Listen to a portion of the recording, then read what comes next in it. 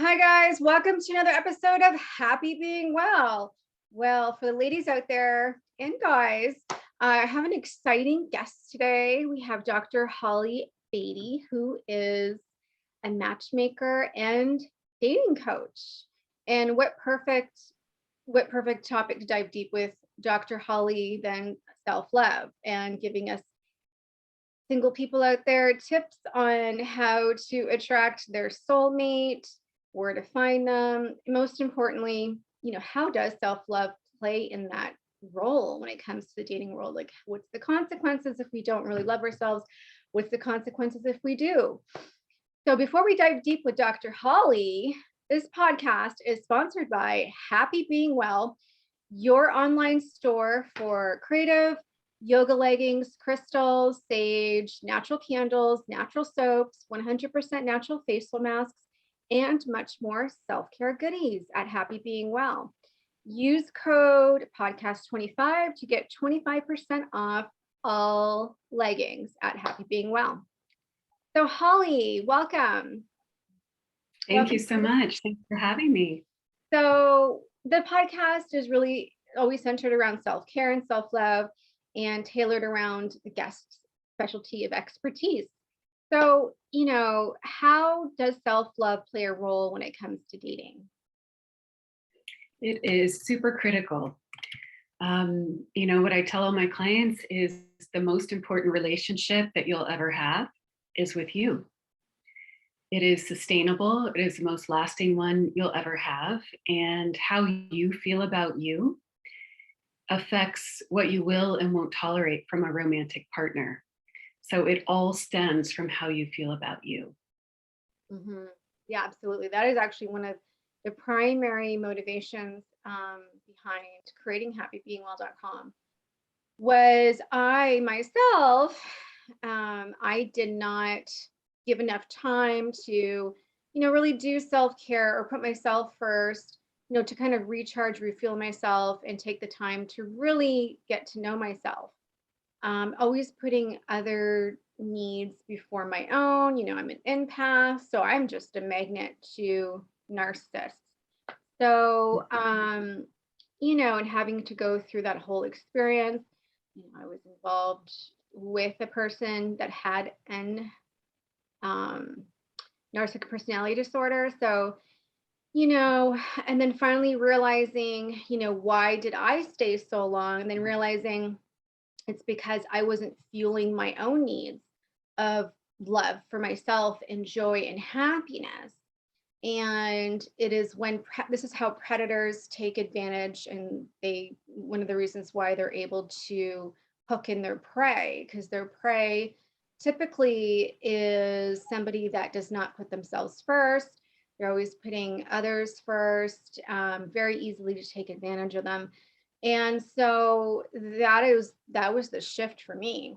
And so that is one of my passions as to why I've put out so much free education around self-love in terms of the podcast and the ebooks and the blog articles and speaking engagements, just to really get the message out there. Just like you said, if you don't love yourself, it's not going to translate into a quality partner, or you're going to stay in a horrible relationship because you're allowing, typically toxic individuals will give you moments of, pleasure, love, but then it's quickly replaced with moments of just pure torture, either psychological torture, emotional torture, to meet their needs. It's never about meeting your needs. It's a totally one-way relationship. Right. And it's often done really heavy in the beginning to groom you, and then less and less over time. Not unlike, child molesters, there's a grooming process that happens. And so it's really important to actually know that process. Interesting that we're on this topic already, because I was speaking to my dating club members earlier this week about this. Have you seen the program Dirty John? Yes. Okay. So I just recently saw it. I know it came out a few years ago, but I think it's an important watch for a lot of women to see what that grooming is like. In this particular case, it's a sociopath, a romantic con man, if you will, who takes Connie Britton on a ride. It's quite a ride. But I think it's important to be able to see what that grooming is like so that, sociopaths are just part of life, unfortunately. And us empaths do tend to attract them and magnetize them. And a lot of women do. We're taught to be people pleasers, and so it's important to know what that process is like, because in all likelihood, if you date for a while, it's going to either happen to you or someone that you care about. And so it's really good to be able to identify that pattern, so that you can offset that with yourself or someone else. Yeah. Yeah, definitely. I think, definitely there needs to be a lot of education around it. It starts with awareness. But that typically isn't enough, because I can speak for myself, is that it took me a long time to even realize what was even happening. This is a very sophisticated form of manipulation that I didn't really know what to label it or define it or really what it was, because they're just always really good at reframing and saying, no, you misinterpreted what I'm doing. I'm actually doing this for your own good. Oh, the fact that you highlighted this, that means there's something wrong with how you're interpreting the situation, right? So basically, um, gaslighting tactics.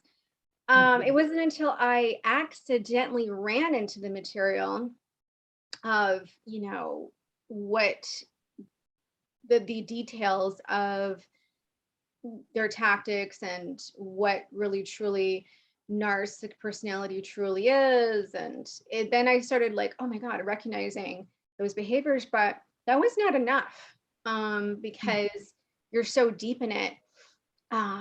Initially you gaslight yourself. Like, maybe they don't really have this. Maybe, it's just Yes. had those mood swings. It looks like that, but it's not really that. Or maybe, maybe I'm just blowing it out of proportion. You start gaslighting yourself. So, It's because there's only one story that is allowed in a relationship with someone who is a sociopath or a narcissistic personality disorder, and it's not usually yours. And then you tend to take on theirs because it's too hard to live with two different, there's an intolerance for two different stories in a relationship with someone like that. And so as empaths, we tend to just gravitate toward theirs, especially since ours isn't tolerated anymore. And then we lose ourselves in the process. It's a miserable experience, and one that should be avoided at all costs. That said, it can also be incredibly enlightening and life-changing if we allow it to be, in a very good way. If we take the lesson from it and we allow it to transform us so that we can become, more self-loving and have even greater self-worth, and then, move on from that place, it can, be a blessing in time, if we really take that lesson. I truly believe that. I truly, truly believe it. I believe that, it, well, I can speak from my experience, is that I had a family member who exhibited these traits. Um, Mhm. and it was being done on me, but, growing up, I was so busy, with university, getting good grades, just really enmeshing myself with, achieving my goals in life, that I never really gave it much attention or energy to it. I was just like, kind of, okay. I never really thought it would affect me on an unconscious level. So these were behaviors that I was kind of, like, I guess, used to or tolerating. So I can see how when I met this particular individual, I saw some signs in the beginning, but then it's like you're not quite sure if it really is a red flag or not, because it's not exactly definite. But I kept treading into that fire, because it was like I would see a little spark and then it would go out, and then little spark again, go out, and then the flames started, and then I just kept going into the flames, and all of a sudden it was just completely engulfed in fire. Mhm. Because for me, and I'm not sure, I think for that's most of the cases for women is that there's something that they've experienced prior that maybe they've gotten comfortable with, and therefore that's why they kind of stay. Um, Mhm. so I think there's just Yes. a little education around that, and it helps you heal the root cause of why you actually stayed and tolerated that that mental torment is what it is. They're mentally tormenting you, psychologically tormenting you. And a lot of Yeah. times financial abuse, horrific financial abuse. Mhm. Um, not all of them will take financially but the ones that do want to extract financial resources, they will. Right? There's Yes. no have They're very sophisticated.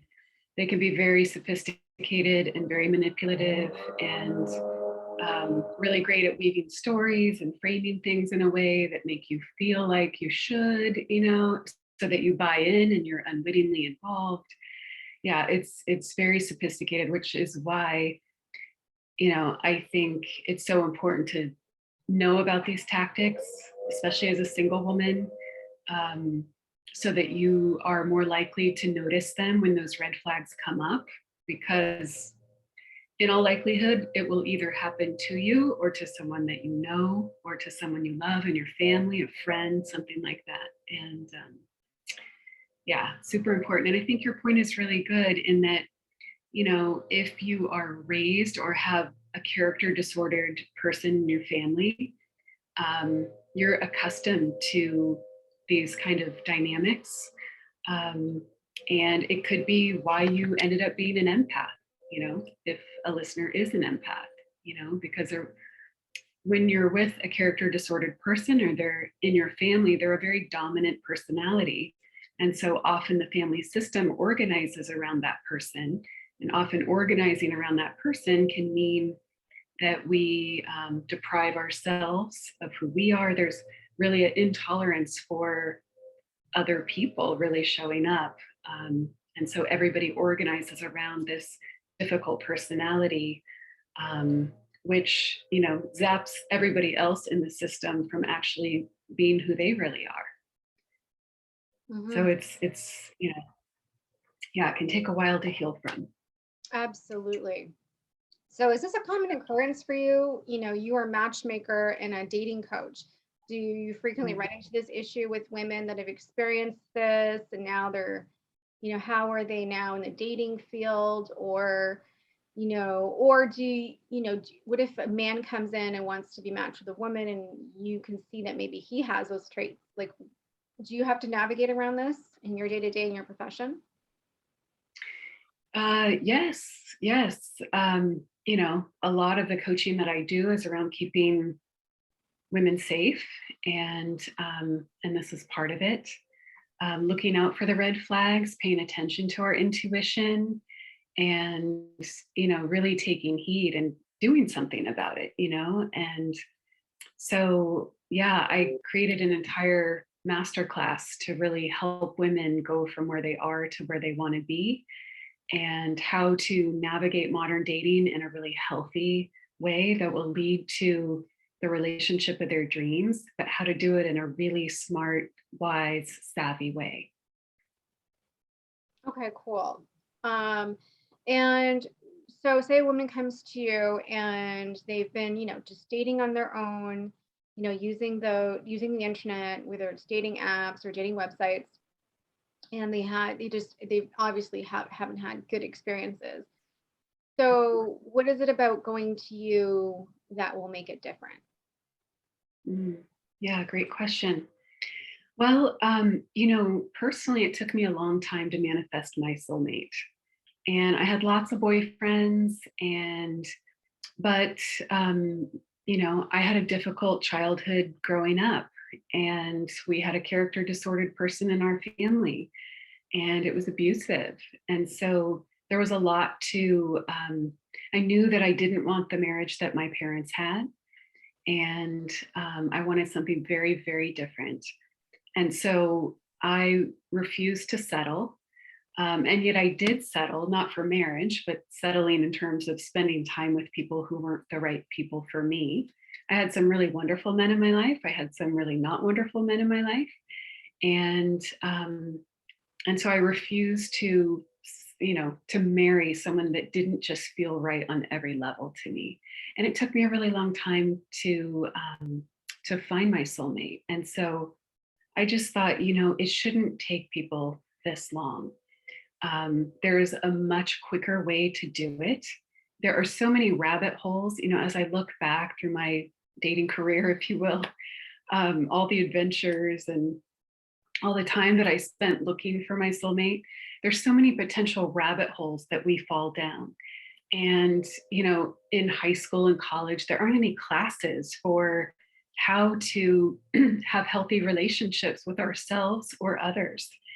And so we just don't know. And then online dating has happened. And it really takes incredible wisdom and discernment to find one's soulmate and to do it expeditiously. And most people don't have those skills. Most people don't know what to look for to land a soulmate. Most people, can land a date, but they have no idea what to look for to really find the love of their dreams. And so my class and my coaching helps them identify and define who their ideal partner is. There's three parts in landing our soulmate. It's one, who we are, like whether we love ourselves or not, to what extent. Are we the best version of ourselves? Have we resolved the past? So who we show up as in dating is like a third of the puzzle, right? So a lot of the work that you do with clients around self-love, that is super, super important. The next part is finding a great match. And, I help clients do that as well. So we first define who an ideal partner is for you. And we often go after what we want, but not what we need. We tend to be much happier when our needs are met. Needs are more soul-based and wants are more ego-based. And so we find the happy medium between the two. And then it's, how you show up once you find, your ideal partner, and so navigating those dynamics and how to navigate dating in those early weeks and months that really set the precedent for how the rest of the relationship is going to be. And that piece is so important to, setting boundaries, are so important in that beginning, how you show up, especially as us women. Most of us are kind, but not that honest. And we think that that's going to serve us over time and that we can really create an authentic relationship that way. But if we're not being authentic, it's not going to happen. And so I teach and coach and empower women to show up in their authentic power. So many come to me who are frustrated and exhausted with dating, and I totally get it because I was there too. But we have so much power and control in what shows up for us when we change how we're showing up. And it can change everything when we show up differently. And so, I basically teach women how to choose better and how to co-create the ideal relationship of their dreams by really leaning into your truth. Yeah. Awesome. So if a woman wants to get to know herself better and show herself, more self-love and more awareness as to really who she is, what do you recommend as the first steps?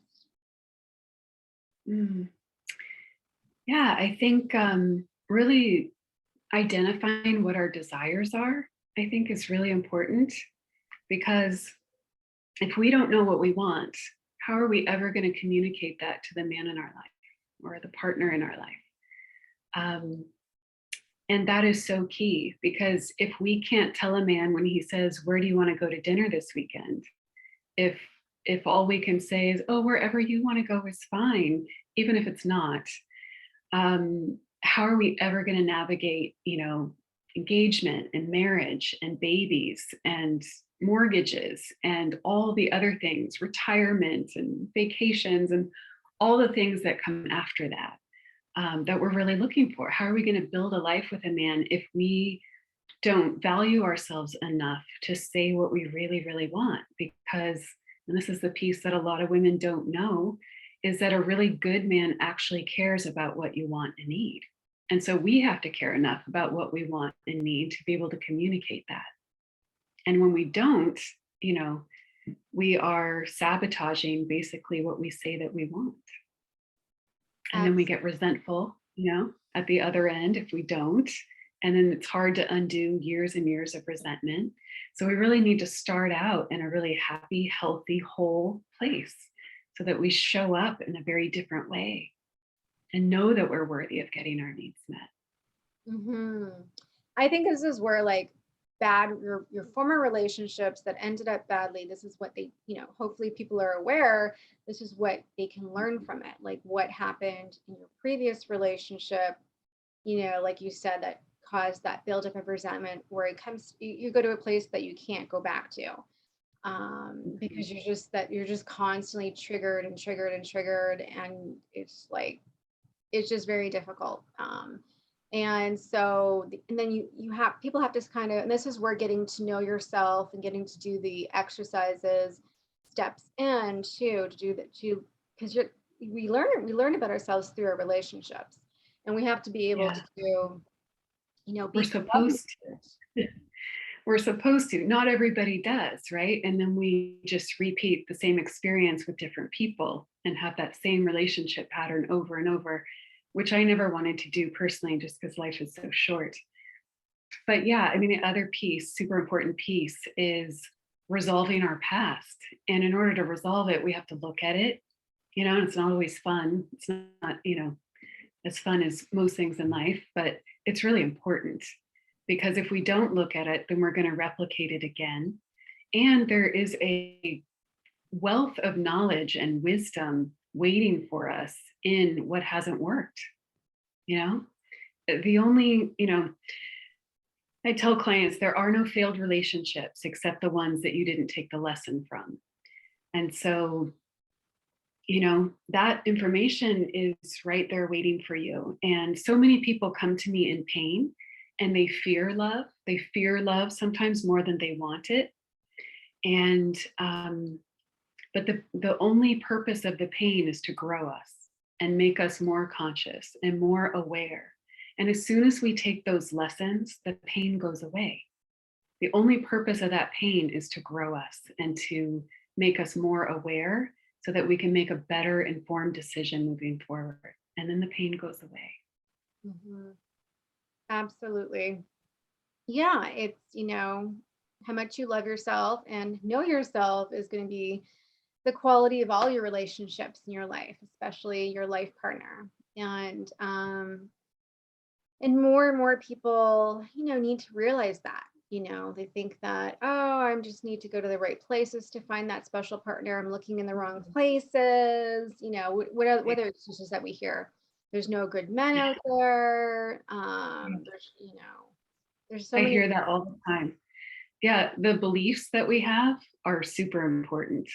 I tell my masterclass clients, my dating club members, we can do everything else right in the journey of love, but if our beliefs aren't aligned to what we ultimately want, then we're going to sabotage our efforts. If we think that there are no good men left out there, which I hear a lot, that's going to be your experience. So I know a lot of wonderful men who are single out there, but if that is our belief, we're going to have our blinders on, and we really aren't ready for love yet. What was the other one that you mentioned? A lot of men out. You need to go to the right places. I'm going to the wrong places. I'm looking in the wrong places. And it's, there are wonderful men everywhere. And it's not really about the place. It's about how you show up in your life and the energy that you're bringing to it. Because I think we've all had the experience of, say being in a room and there's certain people with energy that we just don't want to be around. And then there's other people, charismatic and just this positive, wonderful energy that we just like want to move toward, and it's magnetizing. And so our beliefs are underlying our energy. And so if we think that good men don't exist out there, that's going to affect our energy and how we're showing up in the world. And so the more that we can align our beliefs to what we ultimately want, our energy is going to shift too. And that energy is palpable, especially to your target market, like the ideal man of your dreams. Men feel the same way. There's certain women in the room that they just gotta talk to, and there's others that that recede. And that's just how it is. So the more that we can turn up our energy and our vibe and our positivity, that's going to attract someone else who has that energy too. And that's what we want. It's interesting that you say charming, because I follow, Dr. Ramani, who's a specialist in narcissistic personality disorder. And she always says that, because this is her realm of domain. She just specializes. She's known for narcissistic personality disorder, and has a whole YouTube channel all about it, and books and speaking engagements. And so she says when she goes to a party, and whoever she meets, if they're charming, she runs. She wants nothing to do with them, because this is the common trait of narcissists, is they're charming. That's how they learn their bait, their prey. And this has actually been my experience too. I don't, unfortunately, with charming people. Yeah. So what are your thoughts on that?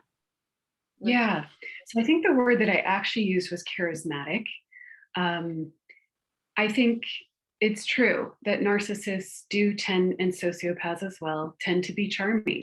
That's how they attract people, right? So some people are genuinely charming, and others are not so genuinely charming. But it's hard for normal people to really tell the difference in the beginning. My husband is very charming, but he's very sincere, and so the charming part, yes, can be a little difficult to ferret out, especially if you don't know someone well. Perhaps a better word instead of charismatic is, confident. And, confidence is just really magnetic. And, some narcissists and sociopaths are confident too, but most of us are drawn to people who feel good about themselves, right? And we think, if you don't feel good about yourself, why should I, So confidence is just really magnetic in dating. Yeah. Well, I think we're especially drawn to people who make us feel good. Yes. I mean, that's the secret to any great salesman, is they learn how to make you feel special and happy, right? They're like a walking Xanax. So this is why it's so important for people to learn how to do it themselves, right? So this is why, you're just going to be magnetized to it, because you can't do it for yourself. You can't make yourself feel special. You can't make yourself feel valued, right? And so that starts with giving yourself attention, and giving yourself happiness and joyful experiences yourself. And I think this is where people have a challenge, or not accustomed to developing those habits, because they're constantly used to, like, look at the pandemic. Everyone freaked out when they were during lockdown, like, oh my God, like I can't distract myself with other people. Oh my God, I have to, like, I'm in my own company. A lot of people, it's a hard thing they have a difficult time being in their own company, which is a problem. Right. It's so funny you mentioned that, because I was just going to go there, because finding a way to get comfortable being alone is so important. That was one of the things I had to learn along my journey. I tended to be a serial monogamist, and I had to get comfortable and find a way to be alone and be okay with that. And because here's the thing, if we don't get comfortable with that, then we choose the next best man, not the right man to be with. And we do that based out of need, instead of want, right? And anytime we are choosing something out of need rather than want, there's a level of desperation. And if we can be alone and be comfortable with that, then we won't latch on to the next best thing. We'll latch on to the next right thing, hopefully, and go from there. But if we can't be alone, it's like we're going to just latch on to so that we don't have to be alone, right? Absolutely. I totally agree. And this is why I'm such a passionate advocate for self-love. And, because it really truly gives you the clarity you need about yourself, what you need, and about other individuals around you, like who it helps to decipher who's a good person and who's a bad person. And let's face it, we live in a duality. And so there's bad people and there's good people, right? So it's not necessary. And then the people that have bad experiences with people, of course, they're going to very easy to chalk it up to there's no good men out there because they're so used to gravitating to the bad guys, due to their mindset. It's like they have like an energetic signal that's kind of like beaming out, that people can energetically read. It's like we're kind of like energetic beacons, all of us in a way, in that sense of, really we can choose the reality that we can choose the reality we want to live in. I mean, that is truly, truly the truth of life. There is no such thing as all good or all bad people. True. It's a duality. We live in a duality. That is the reality of life. We have hot and cold. We have dark and light, male, female, so, whatever, you are, I'm going to say comfort zone or blinders. And that's one of the things that I had blinders on when I wasn't giving attention to the childhood, living with a family member that had a personality disorder. Just like you said, it's like, you tolerate it, you get used to it. And I just never really gave it much thought. And I didn't really realize that that was, a part of your subconscious. It's a part of your subconscious programming, functioning, it's what you're used to. Therefore, when you run into individuals like this, you have a toleration for it. And I didn't realize that I did, until I did my self-reflection. And then I had recent experiences, after that relationship had, dissolved, that like it was like, oh my God, this is where it comes from. After visiting, family, I was like, oh, this is where this comes from. It was like a light bulb moment. It was like, that's why I was tolerating that, Therefore, that's when you're going to be able to shift what you no longer want to tolerate.